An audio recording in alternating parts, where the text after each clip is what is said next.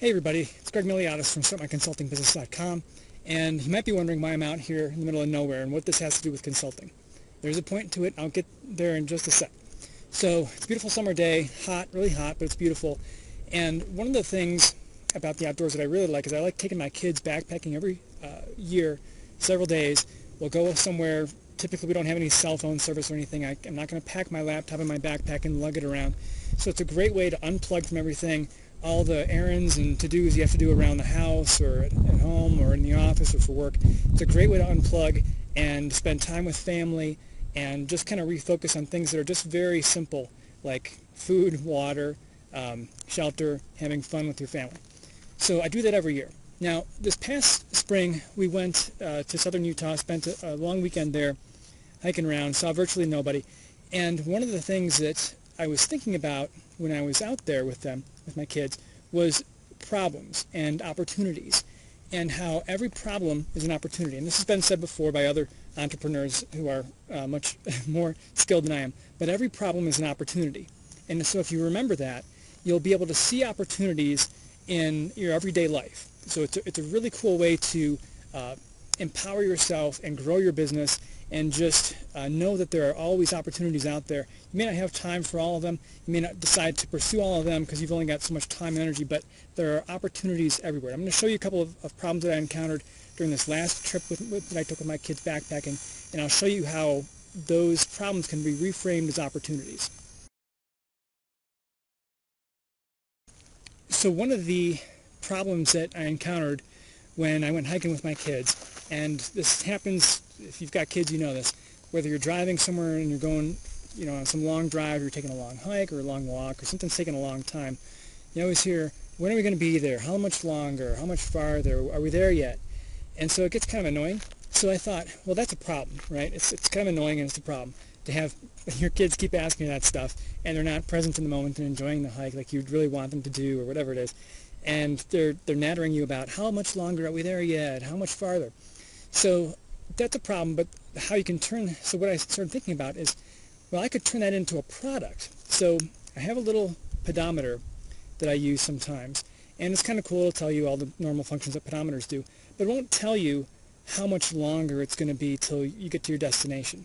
So you could turn that problem, the kids crabbing at you about how much longer it's going to be, into an opportunity, and you can actually design and make a pedometer that allows you to program in the distance that you need to travel. Say it's like a 2-mile hike, and then it'll tell you, based on your step and your speed, how much longer it's going to be to your destination. So instead of your kids asking you, how much longer, Dad, are we there yet, they can look at their little pedometer and see, oh, 35 minutes or 15 minutes, and they can see it counting down as they walk.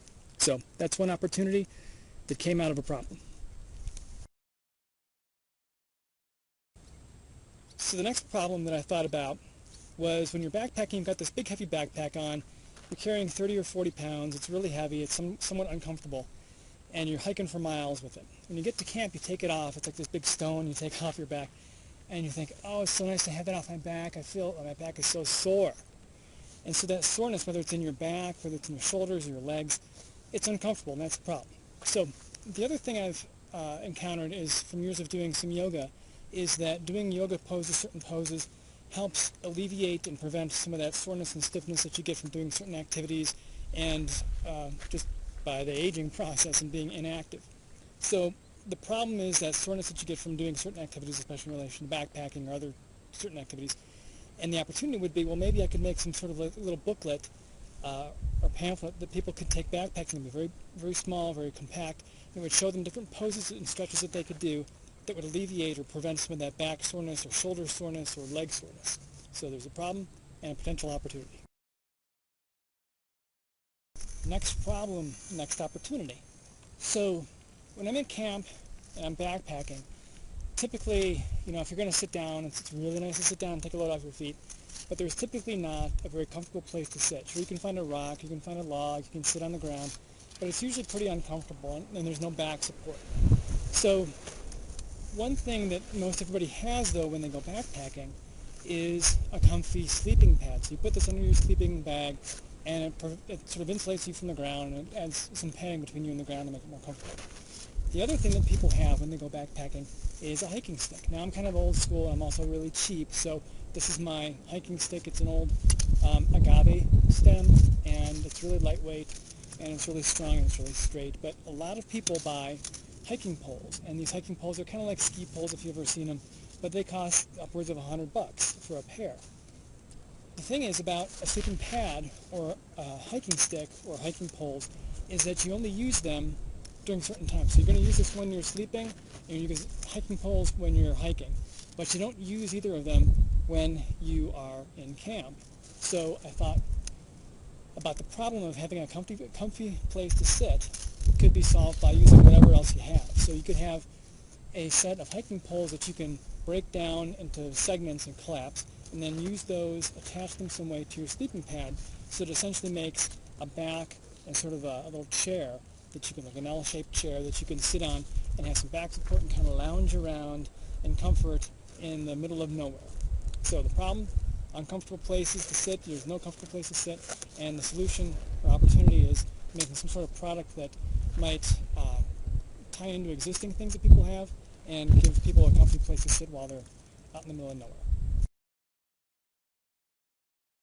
So just to sum up, it's important to have that mindset that when you see a problem, it's an opportunity, and actually to actively look for problems and then reframe them as opportunities.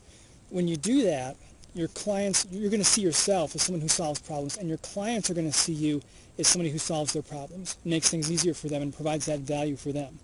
A lot of times for clients, they've been dealing with these problems day in, day out for weeks, months, years. And so when you come in with a fresh set of eyes and a fresh mindset and a problem-solving, opportunistic mindset, it's going to help them see how they can solve those problems. You'll be able to bring that to them, and that's value that you provide to them. And it doesn't matter if you're the end person who's going to provide that solution to the problem. You can find somebody who can provide the solution. You can contract out. You can outsource. You can find somebody who's going to do that, solve that problem for the client, and then maybe contract them out and whatever. But if you have that mindset and you project that to the client, that you're a problem solver, then that's going to make you much more valuable to them. They're not going to see you as just the person who does a very narrow set of, has a very narrow skill set.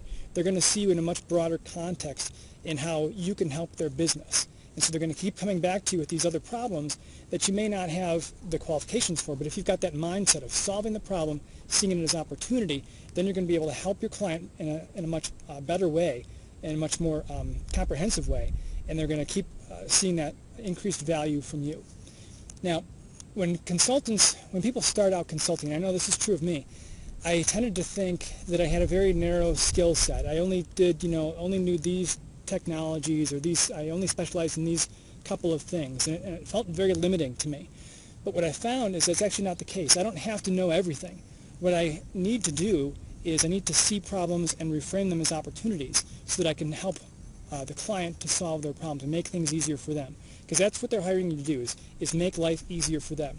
And if you can do that, then it doesn't matter what your specialty, your initial, original specialty or area of expertise is.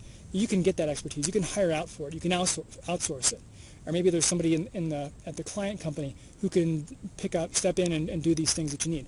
But reframing the problem in a different way so you can see it as an opportunity, see it and solve the problem in maybe new ways that the client never thought about is a huge value that you provide to the client.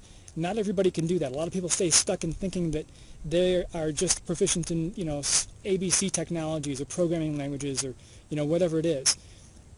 That's going to limit them and how much they can grow their business and how much marketing ultimately that they'll need to do. Because if you're only proficient in certain technologies and solving certain kinds of problems, that's how your clients are going to see you. And so they're going to see you as the hammer. So every time they have a nail, they're going to look for the hammer. But if they see you as the whole toolbox, then any problem that they have, they're going to go to their toolbox. And they're going to look in the toolbox and see how they can solve that problem with their toolbox. You want to be the toolbox. You want to look at problems and how you can solve the problems, and how you can look at problems as opportunities for growth and for providing value. So problems, opportunities. Every problem is an opportunity. Be that toolbox. Don't just be the hammer. Be the whole toolbox.